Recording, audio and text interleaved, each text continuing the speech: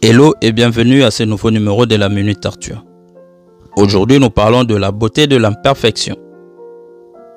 Le monde brise tout le monde, et après certains sont plus forts aux endroits brisés. Ernest Hemingway. La leçon du jour est inspirée par un concept japonais nommé kintsugi. C'est un art japonais ancien qui consiste à réparer les poteries cassées avec de la laque d'or ou d'argent, en faisant ressortir les fissures au lieu de les cacher. Selon la légende, le shogun japonais Ashikaga Yoshimasa aurait cassé son bol à thé préféré et l'aurait envoyé en Chine pour le faire réparer. Lorsqu'il est revenu agrafer, il était déçu du résultat et a demandé aux artisans locaux de trouver une solution plus élégante. Ils ont eu l'idée d'utiliser de la laque et de la poudre d'or pour réparer le bol, créant ainsi une œuvre d'art belle et fonctionnelle. La philosophie derrière kintsugi est que les pièces cassées ne doivent pas être jetées ou dissimulées, mais plutôt célébrées comme faisant partie de l'histoire et de la beauté de l'objet.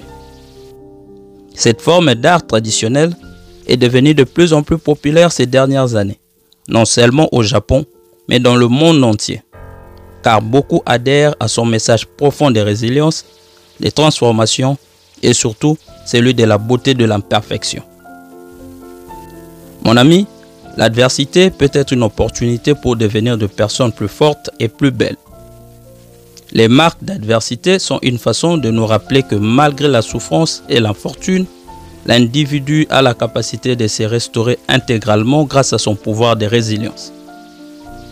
La plus importante leçon que l'on peut retenir du kintsugi est que nous devons réfléchir très soigneusement avant de désigner quelque chose ou quelqu'un comme inutile, car toutes les ressources sont précieuses et doivent donc être traitées en conséquence.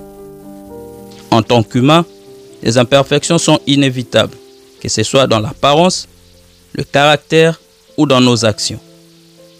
Apprendre à accepter ces défauts est un processus qui mène à un sentiment plus profond de paix et d'épanouissement, car il nous amène à comprendre que nous pouvons toujours recommencer malgré les échecs passés. Comme nous pouvons le voir dans notre illustration, le processus de réparation d'une poterie brisée exige de la patience, de la concentration et de l'attention aux détails. De même, le processus de transformation, qui conduit à voir la beauté de l'imperfection dans nos vies, exige de nous que nous soyons présents et attentifs à nos expériences plutôt que d'essayer de les éviter ou d'y échapper.